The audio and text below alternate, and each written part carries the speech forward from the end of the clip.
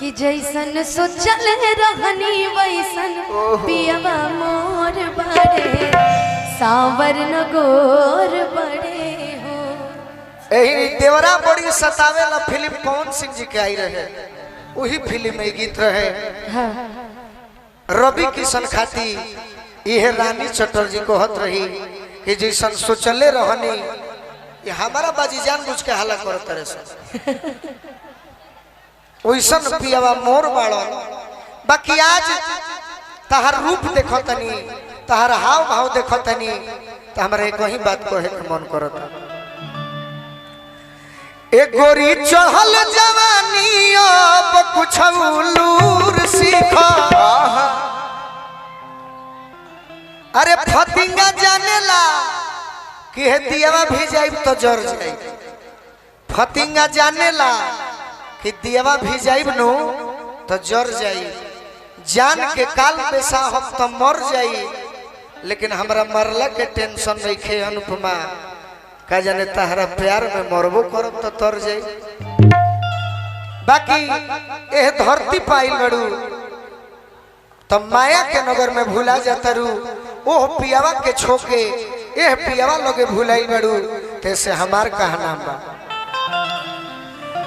ए गोरी चढ़ल जवानी अब कुछ लूर सीखो। चल के सहूर सीखो। गोरी चढ़ल जवानी अब कुछ लूर सीखो। चल के सहूर सीखो। आज हम तारा के देखो तनी तो अंदाज लगाओ तनी कि भइलू 18 के अरे 12 भुला जा। अरे अब तू 18 के भइलू 12 के फेरे में बैठू कि भइलू 18 के 12 भुला जा। ए अनुपमा आ छोड़ गुड्डा गुड्डी गोटी लाइन पया जा।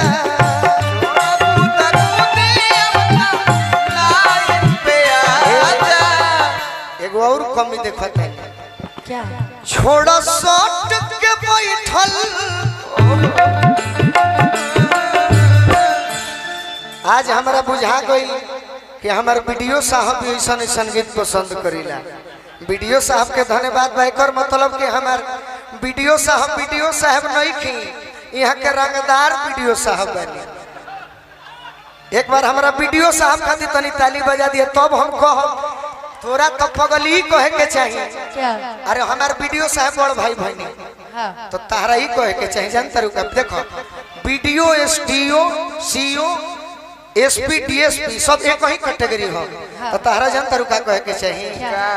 जब से सिपाही से अरे भइले हवलदार हो न दुनिया पगली मारे सहिया हमार न दुनिया पगली मारे सहिया हमार हो न दुनिया पगली मारे। जब से सिपाही से भइले हवलदार हो न दुनिया पगली मारे। नथुनिया पे जानतर कैसे मराई। अरे किसैया हमार हो नथुनिया पगली।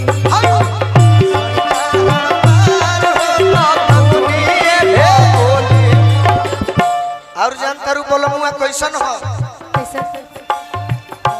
बलमा सिपहिया बड़ा रे उत्पाती।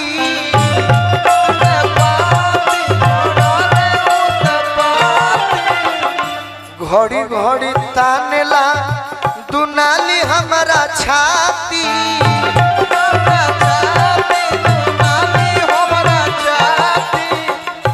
बलमा सिपहिया बड़ा रे उत्पाती। घड़ी घड़ी तानेला दुनाली हमारा छाती।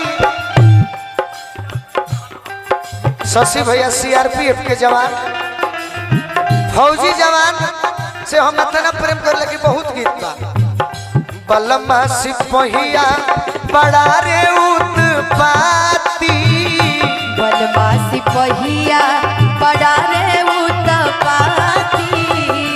घड़ी घड़ी तानेला दुनाली हमारा छाती घड़ी घड़ी तानेला दुनाली हमारा छाती तब का होला का थर थर कापेला थर थर कापेला देह सुगवार हो नथुनिए पगोली मारे सही एक और बा कि सैया हमार हो आ उहे मेहरारू के पति देव अगर बाहर जाले तो जानता रू का कहली सो क्या ए पियावा जात बाड़ पुलिस के बहलिए में पियावा जात बाड़ पुलिस के बहलिए